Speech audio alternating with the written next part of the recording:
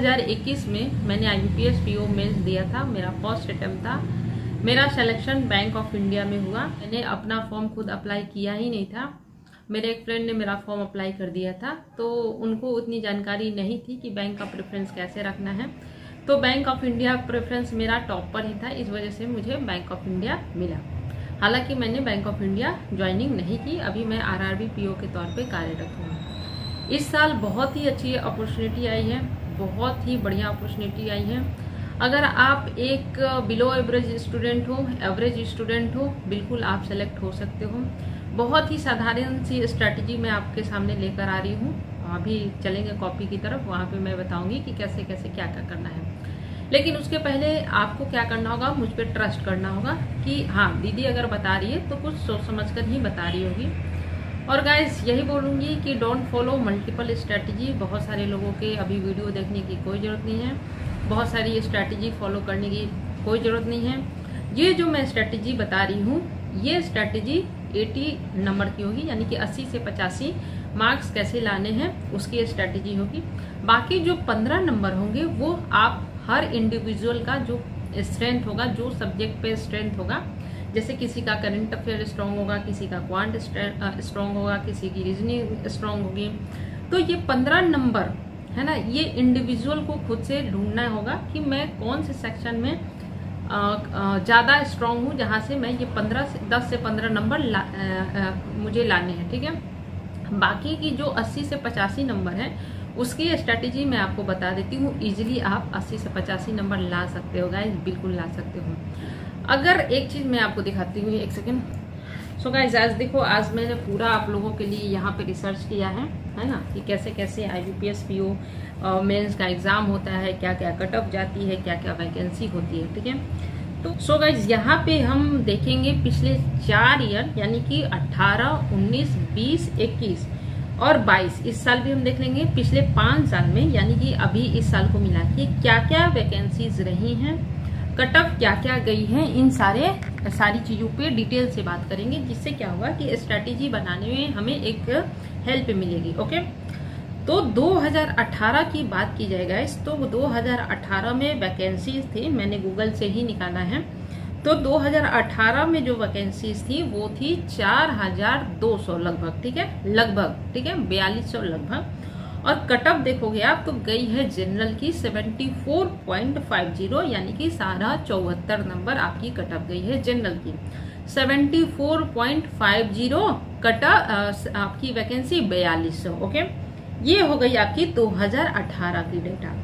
2019 की बात करें तो आपकी वैकेंसी गई है 4300 लगभग। ओके, एवरेज 43 हो गई है। और 2018 से लगभग 100 वैकेंसी बढ़ी है, 100 ओनली। कट ऑफ कितनी गई है, 71.25, यानी कि वैकेंसी 100 इंक्रीज होने के बावजूद भी कट ऑफ आपकी क्या हो गई है, नहीं, आपकी जो वैकेंसी है वो भी 100 आपकी इंक्रीज हुई है और कट ऑफ आपकी डिक्रीज हुई है, कम हुई है पिछले साल की। यानी कि 2018 में 74.50 कट ऑफ था, तो 2019 में 71.25 कट ऑफ गई। ठीक, 2020 की बात करें तो वैकेंसी आपकी कम हो गई, 3500 आपकी वैकेंसी हो गई, जो कि मैंने गूगल से निकाला है गाइस। तो 3500 वैकेंसी है, कट ऑफ बहुत ही ज्यादा हाई गई। कितनी हाई गई, 83.50 आपकी चली गई। ठीक है, कितनी चली गई, 83.50, यानी कि 3500 वैकेंसी और कट ऑफ की बात करें तो 83.5 आपकी क्या गई, कट ऑफ गई। 2021 की बात करें तो वैकेंसी लगभग 5800 गई, जिसमें आपका कट ऑफ किया गया 80.75, यानी कि 18.75 आपकी कट ऑफ रही। ठीक है, तो एक सेकंड गाइस, मैं आपको पेज पे लेके चलती हूँ। सो गाइस अगर आप ध्यान से देखोगे तो 2018 में 4200 वैकेंसी, 74.50 कट ऑफ। 2019 में 4300 वैकेंसी, कट ऑफ 71.25, यानी कि कट ऑफ आपकी क्या हुई है, घटी है। ठीक है, तो जो बच्चे ये सोचते हैं कि हर साल कट ऑफ बढ़ता है, तो उनके लिए ये एक आई ओपनिंग है कि ऐसा कुछ नहीं है कि हर साल आपकी कट ऑफ बढ़ती ही रहेगी। 2020 में आपकी वैकेंसी आई 3500 लगभग और कट ऑफ गई आपकी 83.50। ठीक, यहाँ पे कट ऑफ फिर से आपका क्या हुआ, इंक्रीज हुआ। ठीक, इसके बाद 2021 में वैकेंसी आई 5800 लगभग। ठीक है, कट ऑफ आपकी क्या हो गई, डिक्रीज हो गई, कितनी गई 80.75। ठीक है, इस साल वैकेंसी लगभग 8400 है जैसा बताया जा रहा है। तो कट ऑफ आपकी आप सोच सकते हो, तो अगर 4 सालों का देखें हिसाब तो हम एक्सपेक्ट करते हैं कि कट ऑफ आपकी 80 से लेकर 85। ठीक है, इससे ऊपर नहीं जाएगी और मेरा ऐसा मानना है कि 80 से भी नीचे ही जाएगी। ठीक है, इससे भी आपकी कट ऑफ नीचे ही, बहुत नीचे जाएगी। मैं अगर कुछ बोलूंगी तो फिर आपको लगेगा कि हो सकता है कि उससे ऊपर जाए, तो आप बोलोगे दीदी आपने तो इतना बोला था, लेकिन मुझे लगता है कि 75, 76 ऐसे ही आपकी कट ऑफ जाएगी। ठीक है, इससे ऊपर नहीं रहने वाली है। लेकिन हम क्यों मिनिमम लेके चले, हम मैक्सिमम लेके चलते हैं कि 80 से लेके 85 तक हमारी कट ऑफ जाएगी, ये हमारा मानना है। ओके, तो अब हमने ये 4 साल का जो एक हमने डेटा देखा, वो हमने क्यों देखा, इसलिए देखा क्योंकि इस 4 साल के डेटा पर हम ये डिसाइड करेंगे कि कट ऑफ हमारा कितना हर साल जा रहा है और हमें कितना अप्रोक्स लेके आना है। तो अगर 4 साल का डेटा देखा जाएगा तो लगभग अगर हम 100 से लेकर 105 नंबर लेकर आए तो हमारा फाइनल सिलेक्शन कोई नहीं रोक सकता है। ठीक है, फाइनल सिलेक्शन यानी कि अगर 85 भी जाती है कट ऑफ तो हमारा 15 नंबर ऊपर है, अगर 80 जाता है कट ऑफ तो हमारा 20 नंबर ऊपर है ना। तो हमें इतना ही तो चाहिए। हालांकि मेरा मानना है कि अगर आपके 10 नंबर भी कट ऑफ से ऊपर है तो आपका सिलेक्शन कोई नहीं रोक सकता है, बशर्ते आप इंटरव्यू में थोड़े अच्छे नंबर लेके आओ। लेकिन मैंने जैसा बोला कि हम क्यों मिनिमम लेके चलेंगे, हम मैक्सिमम लेकर चलेंगे ताकि हमारा सेफ साइड बना रहे। ओके, अब ये तो हो गया कि मुझे जाना है बीपीएस पीओ मेंस में, तो जाने से पहले हमें किन किन बातों का ध्यान रखना है उस पर हमने बातें की। चलो ठीक, अब आते हैं मेन मुद्दे पे। देखो हमारे पास कितने नंबर के क्वेश्चन होंगे, 225 नंबर के। कितने, 225 नंबर के। ओके, सबको पता है 225 में से हमें कितने लेके आने हैं, 100। कितने लेके आने हैं, 100, यानी कि 5 to 1, 125 नंबर हमें छोड़ने हैं एग्जाम में। लेकिन यहाँ पे भी हम मिनिमम क्यों लेकर आएंगे, हम लेकर आएंगे 105 नंबर। ठीक है, 105 नंबर का अपना टारगेट रहेगा। तो हमें एग्जाम में कितने नंबर छोड़ के आने हैं, 120 नंबर हमें छूने तक नहीं है, यानी कि 120 नंबर हमें नहीं चाहिए, हमें बस चाहिए 100 से लेकर 105 नंबर तक। ये मानते हो? ठीक है, मानते हैं मैम। अब आते हैं दूसरे मुद्दे। तो गाइस यहाँ पे हम बातें करेंगे पैटर्न की, क्योंकि जब तक हमें नहीं पता होगा किस सेक्शन में हमें कितना नंबर लेकर आना है तो 105 स्कोर हम कैसे करेंगे। ओके, तो कहाँ से कितने नंबर हमें निकालने हैं वो हम डिसाइड करेंगे। अगर इंग्लिश की बात की जाए तो नंबर ऑफ क्वेश्चन कितने होते हैं, 35 और मैक्सिमम नंबर होंगे 40, यानी कि कोई क्वेश्चन 1 नंबर का होगा, कोई क्वेश्चन 2 नंबर का होगा, ऐसा कुछ होगा। ठीक, डेटा एनालिसिस एंड इंटरप्रिटेशन। ठीक है, तो DI देखो क्या बोल रहा है, DI डेटा एनालिसिस, यानी कि डेटा को आपको एनालिसिस करना है। ठीक है, और इंटरप्रिटेशन करना है, यानी कि एनालिसिस करके क्वेश्चन को समझ के उसको बनाना है। ओके, ये होगा आपका नंबर ऑफ क्वेश्चन होगा 35 और मैक्सिमम नंबर होंगे 60, यानी कि यहाँ पे कोई क्वेश्चन होगा 1 मार्क के और कोई क्वेश्चन होगा 2 मार्क्स के। ठीक है, जनरल इकोनॉमी बैंकिंग अवेयरनेस, तो एक चीज आप फोकस करो गाइस, यहाँ पे सबसे ज्यादा फोकस करने वाली बात है जनरल इकोनॉमी बैंकिंग अवेयरनेस पे ज्यादा आपको ध्यान देना है। यानी कि जो भी आप करंट अफेयर्स पर हो, कोशिश करो बैंकिंग अवेयरनेस से रिलेटेड हो। यानी कि बैंकिंग इंडस्ट्री में चेंजेस आ रहे हैं, कोई ऐप हो रहा है, कोई बैंक कोई कुछ लॉन्च कर रहा है, कुछ डेटा है, कुछ RBI किसी पे इम्पोज कर रहा है किसी बैंक पे, इन सारे डेटा का कलेक्शन आपको करना है मैक्सिमम, जिससे आप यहाँ से अच्छे से नंबर गेन कर सकते हो। ठीक है, इसके बाद है रीजनिंग, आपके 45 और 60 नंबर के, यानी कि आपका देखो DI मात्र आपको 35 मिनट दिया जा रहा है और मैक्सिमम नंबर कितने, 60 है ना। और यहाँ पे रीजनिंग देखो तो 45 मिनट में आपको 60, यानी कि यहाँ पे थोड़ा सा आपको टाइमिंग का क्या है, एडवांटेज है। ओके, सो गाइज अगर यहाँ पे टाइम क्वेश्चन को ऐड किया जाए तो 155 क्वेश्चंस आपके पूछे जाएंगे। मैक्सिमम मार्क्स को अगर ऐड किया जाए तो 200 नंबर के आपके एमसीक्यूज होंगे, है ना। इसके बाद आपके क्या होंगे, टाइमिंग देखा जाए तो 3 घंटे आपको यहाँ पे डिवोट करना होगा, है ना। इसके बाद आपका डिस्क्रिप्टिव 25 नंबर का होगा 30 मिनट, यानी कि 3.5 घंटे का ये पूरा आपका प्रोसेस होगा। और ये 3.5 घंटे का प्रोसेस आपकी पूरी जर्नी, आपकी पूरी लाइफ को, आपकी पूरे फ्यूचर को चेंज कर सकता है गाइज। तो यहाँ पे हमें बहुत ही धैर्य से काम करना है, बहुत ही कामली अपने दिमाग का यूज करके मात्र हमें 100 से लेकर 105 नंबर लेकर ही आने हैं। हमें ज्यादा स्कोर की तरफ नहीं भागना है।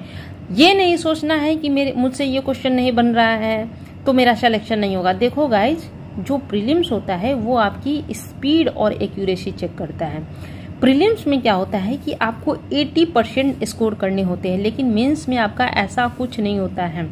मेंस में आपका 50% से भी आपको कम स्कोरिंग करने होते हैं, यानी कि जितना भी आपका स्कोर है टोटल उसका 50% से भी कम आप लेकर आ रहे हो तो भी आपका सिलेक्शन हो जाएगा, है ना। तो यहाँ पे स्ट्रेटेजी की बात करते हैं कि तैयारी कैसे करनी है। अपने पास 20 दिन पड़े हुए हैं, लगभग 18 से 19-20 दिन पड़े हुए हैं, ठीक।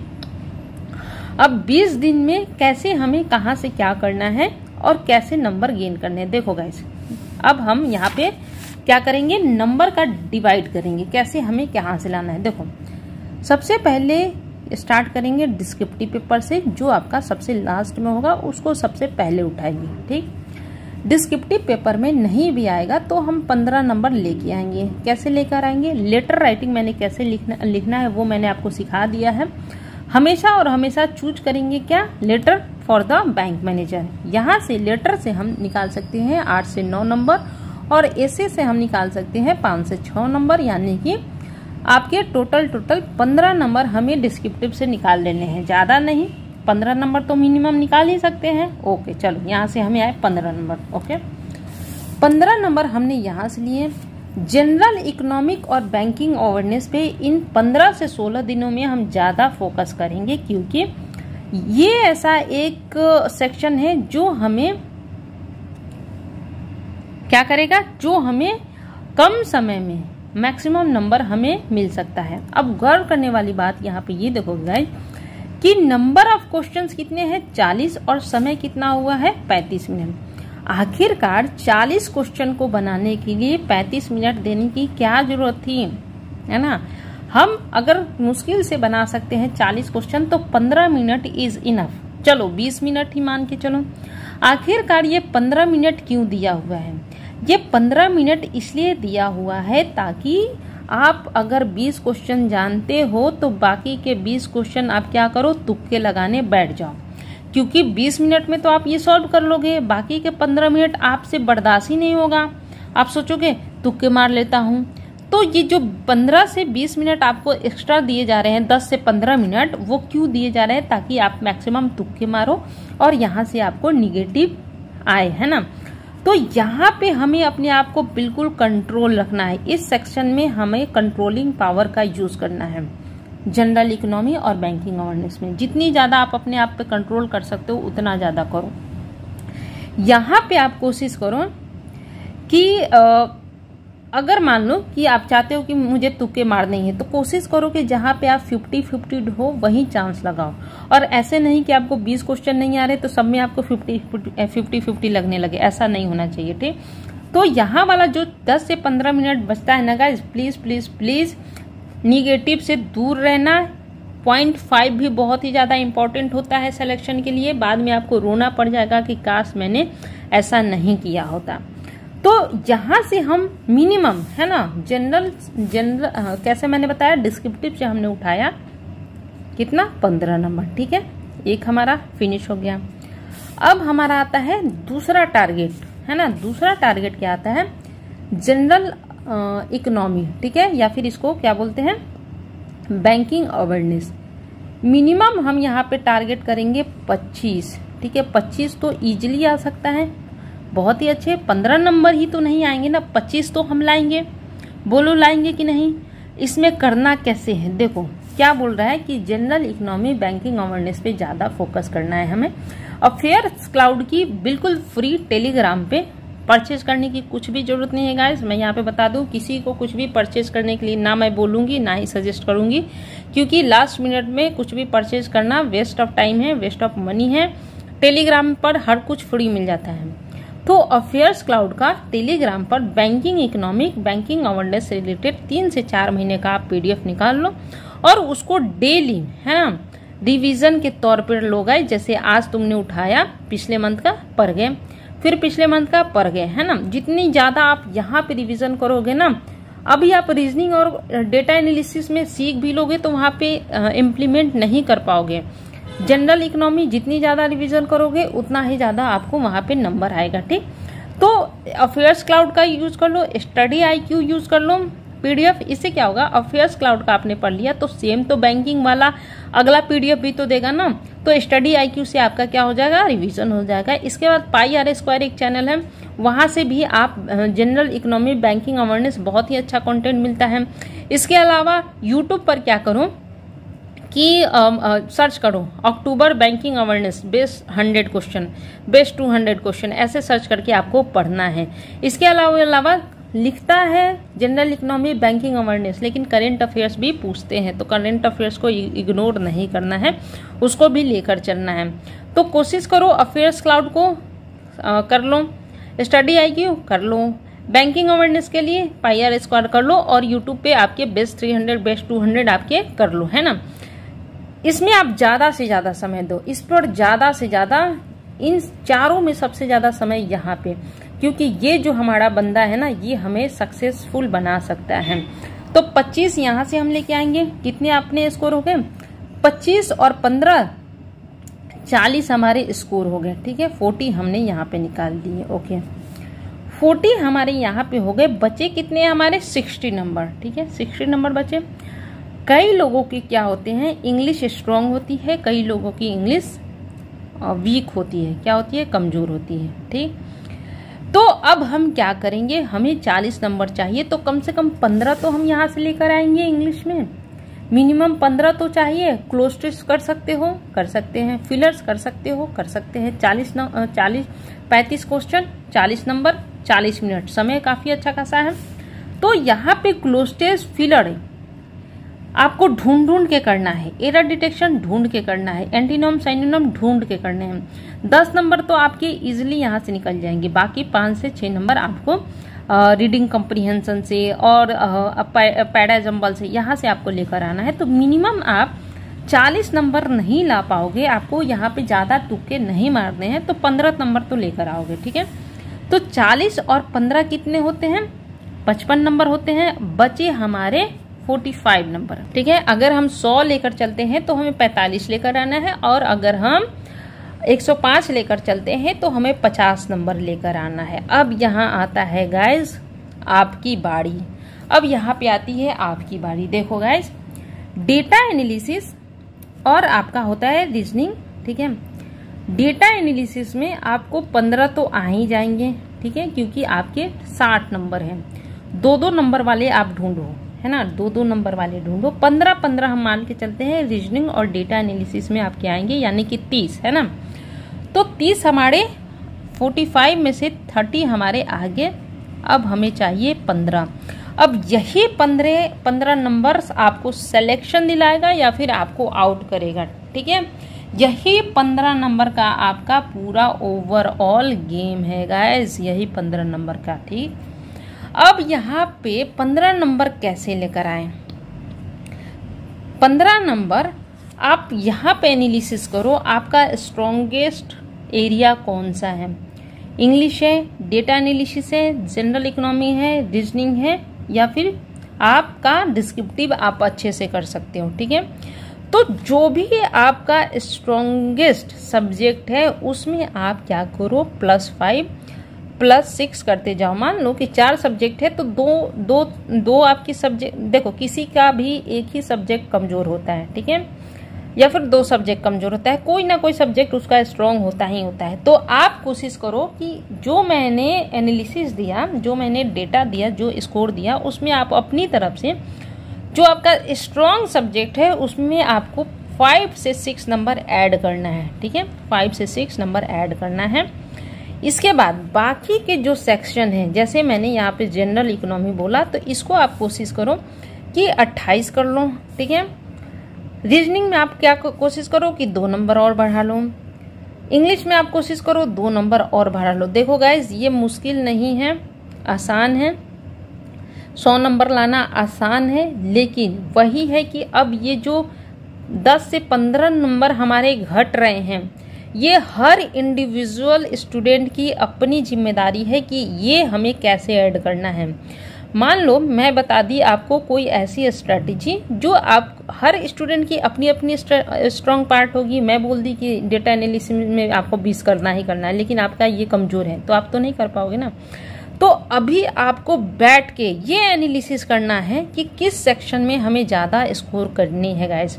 जरूरी नहीं आप 15 ही नंबर यहाँ पे बनाओ, 20 नंबर भी हो सकते हैं यहाँ पे भी आपके 20 नंबर हो सकते हैं, यहाँ पे आप 25 नंबर तो मैंने मिनिमम बोला ना, आप यहाँ पे 30 नंबर आसानी से ला सकते हो, ठीक है, लेकिन बशर्ते आप मैक्सिमम रिवीजन करो।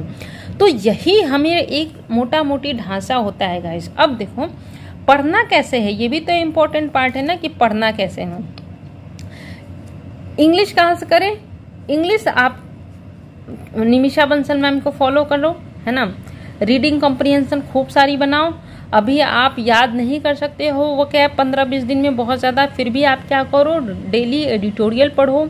जितनी ज़्यादा एडिटोरियल पढ़ोगे आपको रीडिंग कॉम्प्रिहेंशन पढ़ने में अच्छा लगेगा। अगर आपकी रीडिंग स्किल अच्छी नहीं होगी तो आप रीडिंग कॉम्प्रिहेंशन नहीं कर सकते हो, दिमाग आपका भटकेगा। ओके, दूसरी मेन बात क्या बोली मैंने, डेटा एनालिसिस एंड इंटरप्रेशन। देखो गाइस, एग्जाम में जाने के पहले प्रीवियस ईयर के डेटा एनालिसिस और रीजनिंग आप देख के जाना कि प्रीवियस ईयर में कैसे क्वेश्चन पूछे गए हैं, क्योंकि ये बहुत इंपॉर्टेंट होते हैं, ये आपके रिपीट होते हैं।